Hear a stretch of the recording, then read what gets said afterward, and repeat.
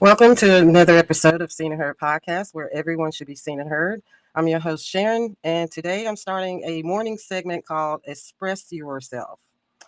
Express yourself. The coffee strong, so should you be, I guess. I don't know. You guys help me with that. But I like express yourself. Basically, you'll understand here in a minute. We want people to be able to share their stories because the billionaire, millionaire class have already chosen, especially those in the mainstream media, and from what we've seen during the week, how they've chosen a side to not take seriously the way people are feeling about what happened with the CEO of United Healthcare. I want to quickly switch this around so you can see.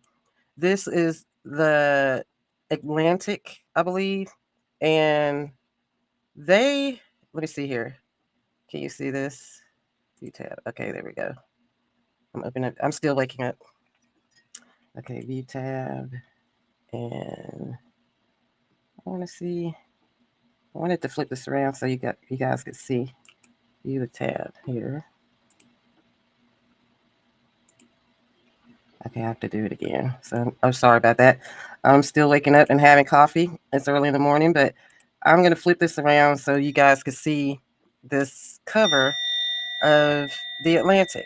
So this is the title. This is the headline. The brazen murder of a CEO in Midtown Manhattan and the cheering reaction to his execution amounts to a blinking and blaring warning signal for a society that has become already too inured to bloodshed. Now, mind you, nobody's cheering. Nobody is celebrating this. It's basically what that guy represented. But nobody is cheering this, and they keep trying to vilify and criminalize, which I'll get into that in a bit, about criminalizing people for the way they rightfully feel. Now, my response here is, where was your outrage for all of the victims, past and present, that United Healthcare CEO Brian Thompson and other violent white healthcare CEOs that mass murder daily by denying them healthcare? They have not written any articles about that, about the victims under this abusive and deadly healthcare system that they refuse to address, and that comes with the I'm really upset about this because it's just like the gaslighting and the way they're trying to vilify everybody for the way they are feeling. Now, there is a lady that I saw her video last night. I'm glad that it's up again. I'm going to play this video, and actually, I'm going to play several of the videos, but I want us to sit and listen to her expressing herself. Just like everybody should be able to do. So let's play this, and then you guys give me a response in the comment sections or leave me a voicemail. I had to pull over because I was so angry. So another media rant incoming. Okay, so before the election, we had a tenuous relationship with mainstream media. After the election, we all decided that we were tired of being gaslit, being told what we see with our own eyes, what we hear with our own ears, what we see in our own community was wrong. So we abandoned mainstream media, and the numbers are showing. In fact, the numbers are plummeting so drastically that we saw not one but two temper tantrums by Joe Scarborough on MSNBC. Okay? I would also imagine, I don't have the numbers, that all of the liberal-leaning podcasts are also taking a dramatic hit because, again, it's just gaslighting. And now we have the CEO murder or assassination. Okay. And what does mainstream media do? They have a prime opportunity to really understand the public, but instead they double down and they start civility policing. Oh, you guys are wrong for cheering this on. You guys are wrong. You are wrong. Be nice to the nice CEO. No. That CEO was responsible for denying more cancer treatment under his watch than any other CEO before him. And then on top of it, the NYPD spent $700 million plus. I've seen varying numbers, but at least $700 million trying to catch him, and they didn't actually catch him. Where was your civility policing when black children were being gunned down in the street and the police were trying to demonize them? Did you civility police the police? I don't remember that. Where was your civility policing of the Republicans who were making slurs against not only the other candidates, but their followers? Were you civility policing that? No, you weren't. You weren't. No, but instead, when a man who has indirectly killed tens of thousands of people gets gunned down in the street, all of a sudden we're clutching our pearls. I literally just listened to someone say, let's be clear, a man was gunned down in the middle of Manhattan. Okay, who else was murdered in New York City that day? Judging by the demographics, I'm going to say it was probably more than one person. Do we feel the same outrage for those people? No, because they are not millionaires. They're not millionaires. And then I dip a toe into liberal podcasting because I'm like, okay, maybe I'm feeling reset and I can handle it. No. In fact, we're getting scolded by liberal podcasters saying, oh, actually, this isn't going to help Medicare for all. This isn't the way you do things. We tried it. I marched in 2017, 2018, like practically every fucking weekend. All right. Did protesting help? Did free speech help?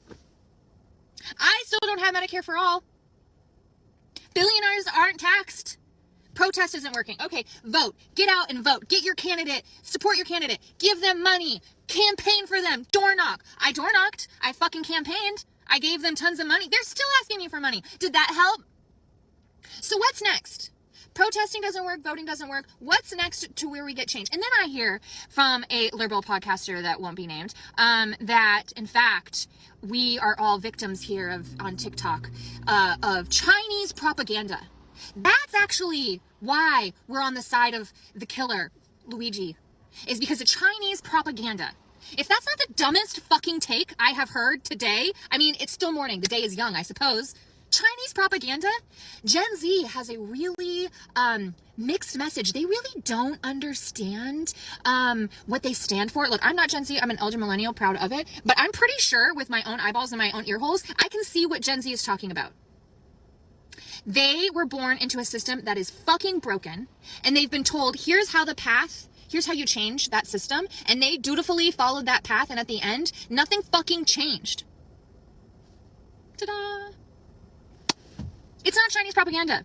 It's using what's rattling around in here and looking around and paying attention. I mean, if the media, and I'm including independent media and liberal podcasters, wanted to discredit themselves even more, they're doing a great job at it. And then on top of it, they are completely confounded that this Luigi kid has no radical one way or the other politics. He followed very right-wing people on Twitter, and then he followed very left-wing people on Twitter. And so what does that mean? Oh, he was confused about his ideology. I don't think so. I think the connective thread between the far right and the far left is populism. It's the working people are getting abused by billionaires. That is the connective thread, you fucktards. It's not Chinese propaganda, okay? We're tired of being abused. That is what it is. And being able to follow right-wing commentary and follow left-wing commentary and see where you stand is called independence. Because the underlying inference and the assumption between if you follow right-wing people and you follow left-wing people that you don't know what you're thinking because you need to follow one or the other to be told what to think is probably part of this problem. You know what I'm saying? He was smart. He listens to both sides. Isn't that what you want from an electorate? But because they can't pigeonhole him, you know what they went to next on my liberal podcast? He must have had a psychotic break because of all the pain. That is so insulting. Insulting. I know our favorite independent news person, Aaron Parnas, is tracking TV media downfall. I would love it, Aaron, if you're out there and you can finally, if you hear this, please track podcasting as well. I would be really curious if the amalgamation between TV, podcast, and print media, what that downfall looks like. Because this right here taps into such a larger macro issue. The fact that we cannot narrow down which industry is the worst is a problem. People are talking about Ticketmaster. They're talking about healthcare. They're talking about private equity firms buying up single-family homes and turning this into a renter economy. They're talking about wealth management. They're talking about airlines. The fact that there are innumerable industries that are taking advantage of consumers is the ideology.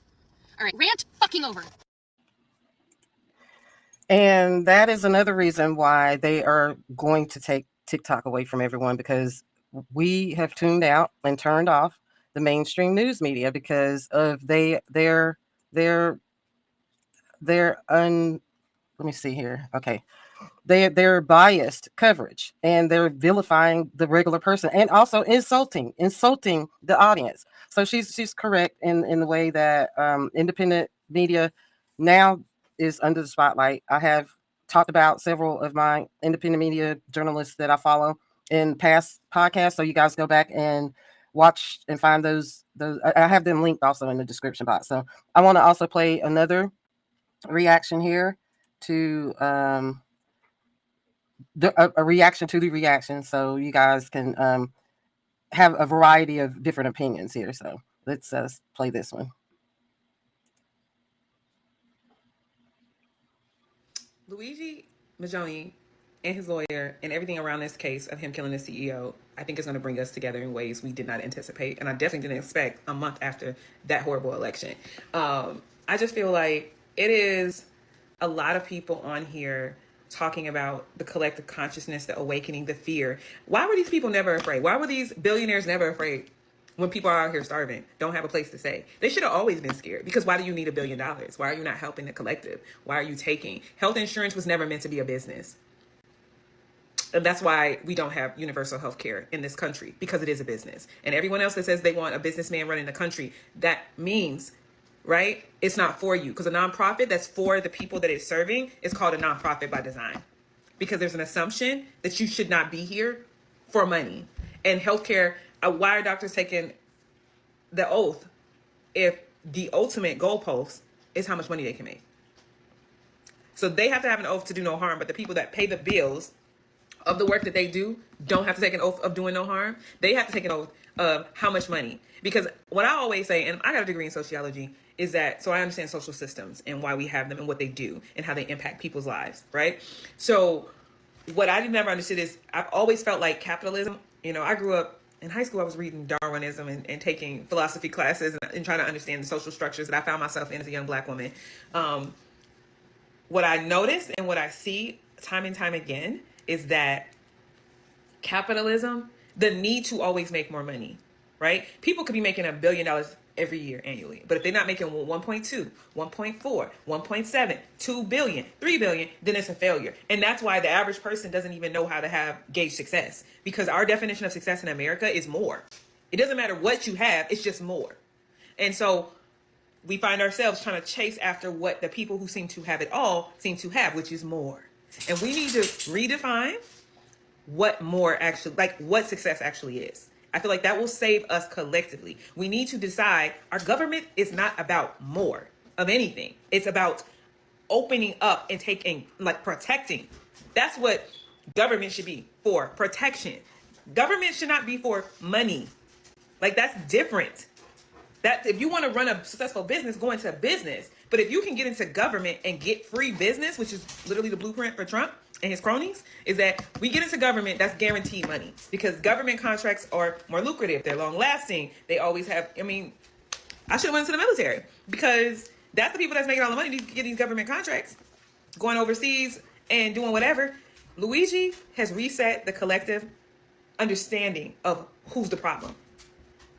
And I'm just saying his name because that's who they got him. I don't think he did it. Until his lawyer literally said, this is how much evidence they have of that man doing this. So I'm just saying he represents, though. He's a white man. He's young. He's good looking. He's fit. He looks like he should be healthy, right? And he was suffering.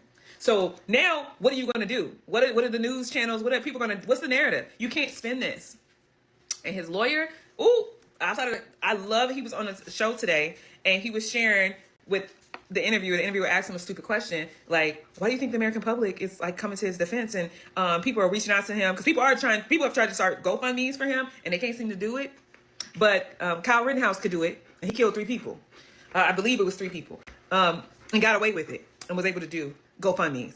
The man who literally just got off yesterday or the day before yesterday for killing a Black man, street performer, and he wasn't a cop. He was an average citizen with his butt on the train, and he killed that man by choking him out. And was recorded, and everybody saw it. And I think this is why cell phones, just like as a Black person, has helped us, because now we're not competing with y'all lies, y'all narratives, because y'all had narratives about Black people being violent and angry and all these other things to excuse horrible behavior. But somebody like Luigi, you can't spin the block on him. You can't spend a block on who he appears to be, the person who did this, because it's like it's not giving. He's everything America says that we are, that we're good, that we're wonderful, that America can be, and he still came to the same conclusion. They got to go, and so maybe the NRA was right. Maybe we do need a good guy with a gun.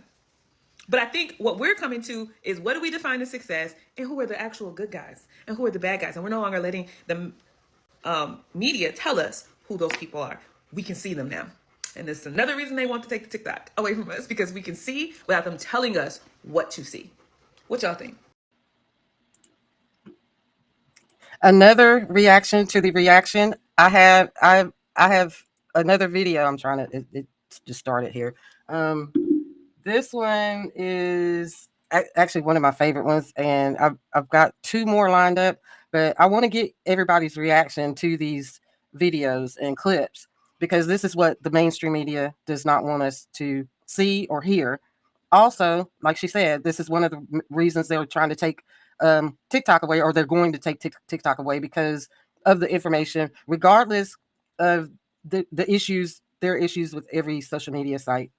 TikTok leveled the playing field for everybody, and everybody got to curate their own time, their own For You page timeline. Unlike Twitter now is dumpster. Facebook, Zuckerberg, he's in for Trump, and all the billionaire owned social media platforms in this country don't level the playing field because they're looking out for their bottom line. So this guy's video also explains the differences as well. So you guys let me know what you think on this one too.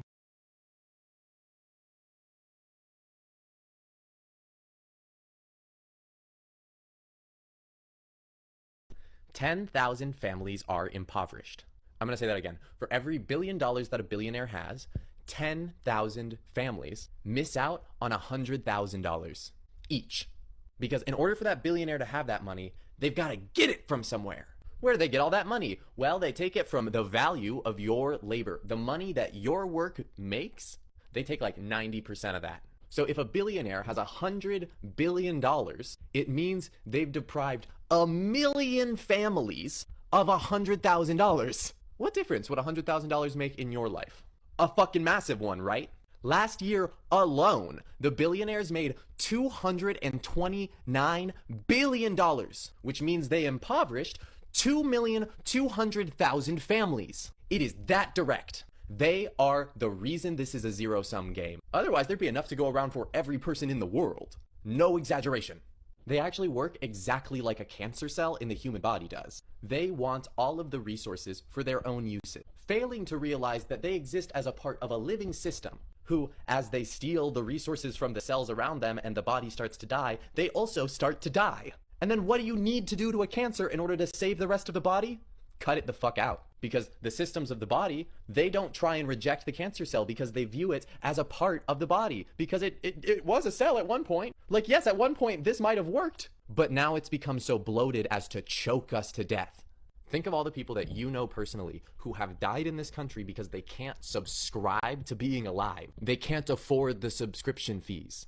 Think of all the people globally that they've kept starving. Think of the skyrocketing rent prices and the fact that housing is being bought up by hedge funds so that they can rent it back to you and continue to take more of your money while they turn everything into a subscription, from the phone that I'm talking to you on, which is going to be obsolete in 5 years, to the fucking car you lease, to the place you live, to literal life-saving medical care.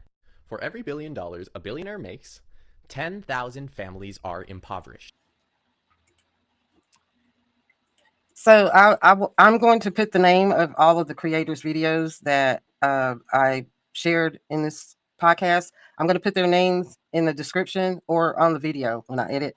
So you guys could go follow them, because like we said, TikTok's going to get taken away from us because the government and the billionaire class don't want us to have anything nice or any way of communicating, sharing, and educating each other. So you guys, if you're on TikTok, then you can follow them and find out where their socials will be, so you can follow them when TikTok's taken away. Also,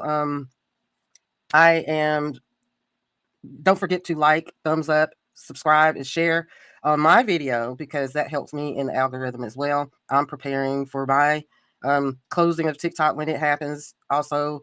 So I have a bio link, and you guys can find me here on Spotify. I am on Blue Sky as well.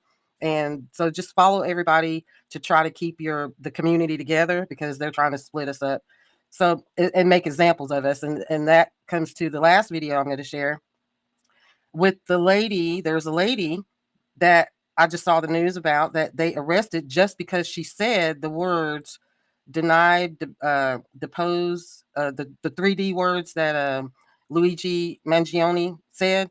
So I'm going to play this a short clip from another creator, and then the clip of her being arrested. And I don't understand. She's suffering, and she just expressed herself like we should be allowed to express ourselves. I don't know First Amendment. If anybody knows about law in depth, let me know if the First Amendment is still valid here in this country. So as long as we have it, I'm going to use my platform to share and talk about these things and share more stories. Also, I would like to get you guys to share your stories. So that's why I have a voicemail. I can play it on the show. I can invite you on the show if you'd like to be on the show. So just talk in the comments and let me know. And here is the last clip.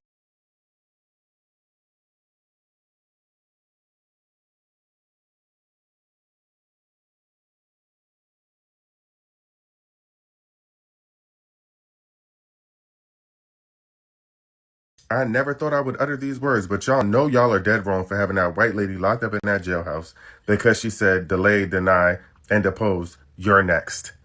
Luigi got y'all up in arms, in a tizzy, so much so that privilege don't even matter. Y'all locking up y'all own people. Y'all know that lady ain't really make no threat. She was just letting y'all know what type of time the world was on. She ain't say she was about to do nothing to y'all, and now y'all got locked up under jail, and y'all know y'all wrong because you're denying her health care she needs. Anybody who's on their last leg is finna say anything. She don't got nothing to lose, and y'all know that. And y'all really gonna put that lady behind bars? If I'm saying it, you know it's gotta be a problem. Now, I never thought I'd want to say this. And please, don't shoot the messenger. No beef. But free Karen until it's backwards. Free her until it's backwards. So that's the last clip that I want to play before we find out who the Karen is. And they are trying to make examples of us because so many people are rallying for Luigi, but I still have I don't think it's not celebrating, and they are trying to vilify and criminalize us and saying that we are celebrating. Nobody's celebrating. So we're tired of the hypocrisy. We're tired of the gaslighting. So, like I said, if you have a story to share, please let me know. We need to keep sharing our stories because the millionaire and billionaire class have these mainstream news platforms that they're trying to spin it into that we are the problem and not them being the problem.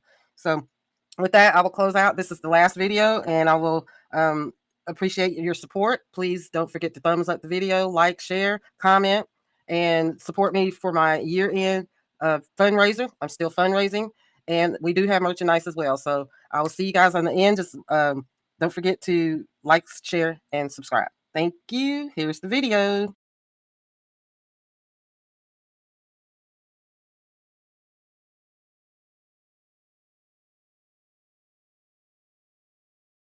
The nature of the threats, we would also be asking for GPS with house arrest conditions to protect the community. With her head in her hands, Brianna Boston learned she would be held in jail on $100,000 bond. The Polk County judge adding the bond was appropriate given the, quote, status of our country. It's not like she's a child. She's 42 years old, so we're not dealing with a child here. She should certainly know better. Lakeland Police Chief Sam Taylor says his department was contacted by the FBI Tuesday. Authorities say in a recorded phone call about a denied insurance claim, Boston told a Blue Cross Blue Shield employee, quote, delay, deny, depose. You people are next, end quote. Murder scene in New York City. We will take this very seriously, and we will put you in jail if you do something like this. It is not a joke. According to Boston's affidavit, the mother of three told police she did not own firearms and was not a danger to anyone. But she added, healthcare companies played games and deserved karma because they are evil. The nature of the threats, we would also be asking for GPS with house arrest conditions to protect the community. With her head in her hands, Brianna Boston learned she would be held in jail on $100,000 bond. The Polk County judge adding the bond was appropriate given the, quote, status of our country.